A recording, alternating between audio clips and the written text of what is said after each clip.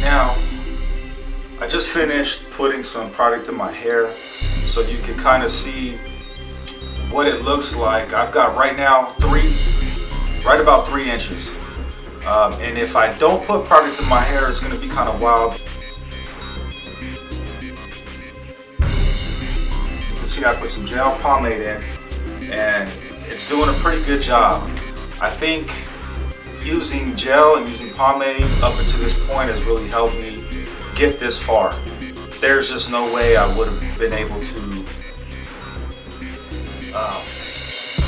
not cut my hair. There's just no way I could have done it without using gel and pomade.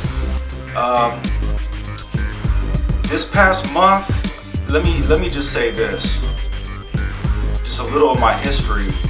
I've had my hair buzz cut for 20 something years. I do a fade, I line it up. It's something I did every Saturday for years and years and years. So when I first started growing my hair out, the first few weeks, I'm telling you, it was hard. I felt like some of these guys that have been growing their hair for 6+ months, because I felt that was an awkward stage for me.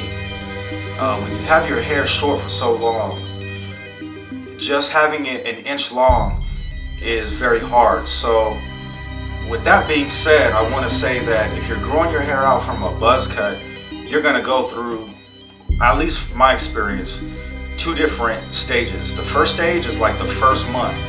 That first month was like, it was difficult. As a matter of fact, the first month I was more likely to cut my hair than I am now at 6 months.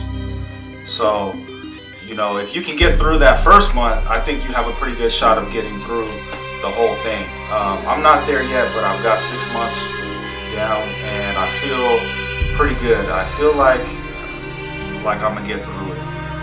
But let me just say, that first stage, that first month was one stage, and now at the 6th month, I gotta tell you that I feel like I'm going through another stage.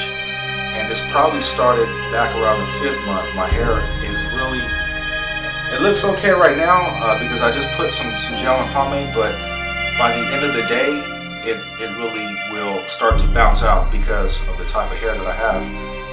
You can see right here, this curl right here, that thing hangs there all day.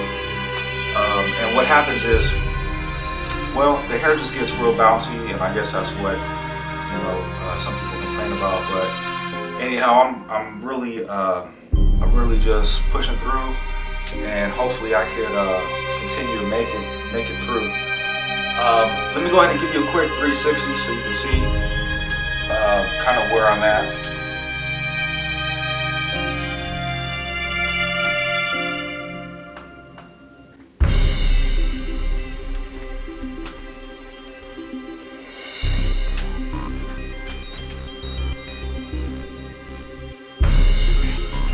This past month, I've learned something that a rule, and that is I'm not going to put a time limit on the length of hair. You know, like, I'm not going to say that in 1 year I expect it to be this long, because that's putting a time limit, and that's just putting a little bit more pressure on yourself that you really don't need when you're growing your hair out. So that's something I've learned up to this point. You know, I'm not going to really put a time limit. I'm just going to grow my hair, you know, and see what happens.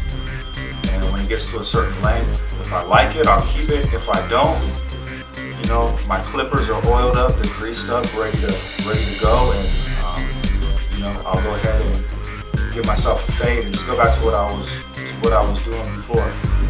But that's one thing I'm not going to do, is really put a time limit. Now, I do know that by the length of my hair and the growth, that to really be able to even pull it back, it's going to take about 1.5 years. And you'll see some of the comments in some of the past videos by people that have already grown out their hair, and they all have been saying pretty much the same thing, and I can see it. I can see that that's a pretty true statement now, just by the growth. You know, it's gonna take probably 1.5 years.